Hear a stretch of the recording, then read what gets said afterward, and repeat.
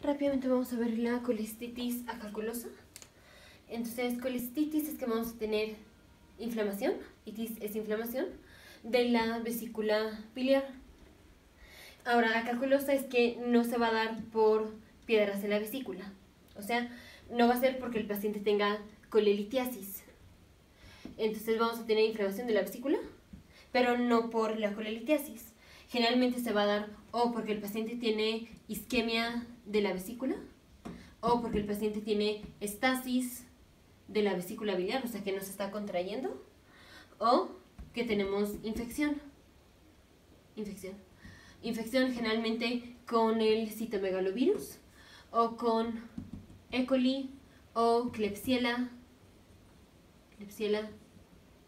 o enterococo, o Proteus, o Pseudomonas. Principalmente infección con estos microorganismos son los que pueden hacer que el paciente tenga colestitis acalculosa. Y el cuadro clínico va a ser un paciente que viene con una enfermedad, digamos, bastante severa, porque los pacientes que tienen enfermedades severas son pacientes o que les tenemos que hacer nutrición parenteral, o pues son pacientes que tienen anorexia y pues no comen mucho.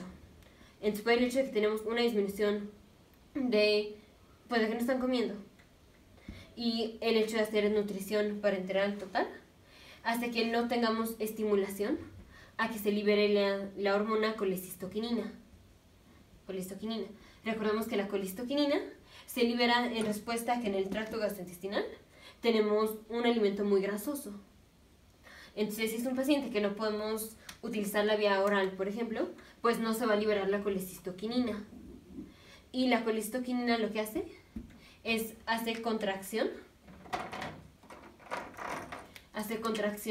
de la vesícula biliar. Pero si el paciente no está comiendo, no tiene colecistoquinina y entonces no se hace la contracción de la vesícula biliar. Y entonces tenemos estasis de la bilis, o sea, la bilis que está en la vesícula biliar, pues no se va a mover. Y esto predispone a que el paciente tenga colestitis acalculosa. Y también el simple hecho de que tenemos estasis de la bilis predispone a que el paciente tenga infección. Entonces, cuadro clínico va a ser generalmente un paciente que viene con una enfermedad muy severa o ya un paciente, digamos, de más de 80 años, por ejemplo, y se va a presentar con la sintomatología igual de un paciente o similar a un paciente que tiene la colecistitis aguda, que era por la colelitiasis. Entonces el paciente va a venir con dolor en el cuadrante superior derecho. El dolor se puede irradiar al hombro derecho o a región epigástrica. También puede tener náusea, vómito, pero va a ser un paciente, digamos, ya de mucha edad y va a venir con una enfermedad pues bastante severa. Es el cuadro clínico. Entonces, como la colecistitis aguda, pero va a ser un paciente con una enfermedad grave preexistente y de más edad. Entonces, cuadro clínico, estudios de laboratorio y diagnóstico. Esto es, el paciente va a tener aumento de la fosfatasa alcalina porque tenemos trastorno del tracto biliar. Vamos a tener aumento o puede haber aumento de la bilirrubina.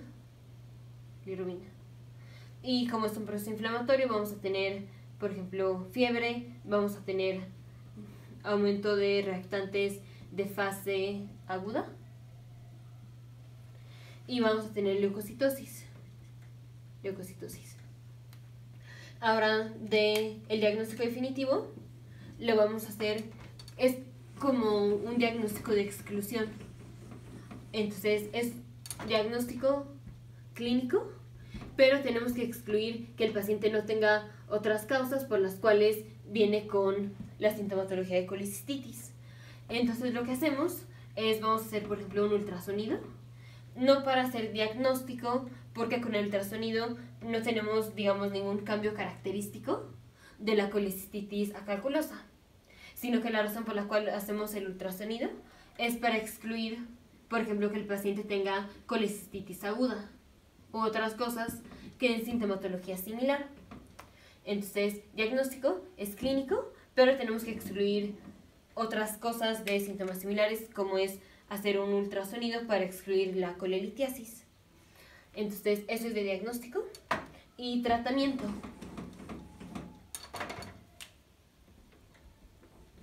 Tratamiento. Esto es, vamos a hacer colecistectomía. Ahora, la colecistectomía generalmente la hacemos de forma laparoscópica. Laparoscópica. Pero si tenemos un paciente que tiene trastornos más severos, como por ejemplo si tenemos perforación de la vesícula biliar o gangrena de la vesícula biliar o colecistitis enfasetimatosa, esos son pacientes que no vamos a hacer una colecistitis laparoscópica, sino que esos pacientes vamos a hacer no vamos a hacer una colistectomía laparoscópica, vamos a hacer una colistectomía abierta, a cielo abierto. O sea, literal vamos a abrir al paciente porque no es nada más quitar la vesícula, sino que aquí también tenemos que explorar la cavidad abdominal. Pero como este es un paciente que viene con colestitis acalculosa y no viene, o generalmente todavía no viene con trastornos más severos como es esto, hacemos una colistectomía laparoscópica. Nos vemos en el siguiente video, futuros médicos, científicos e ingenieros.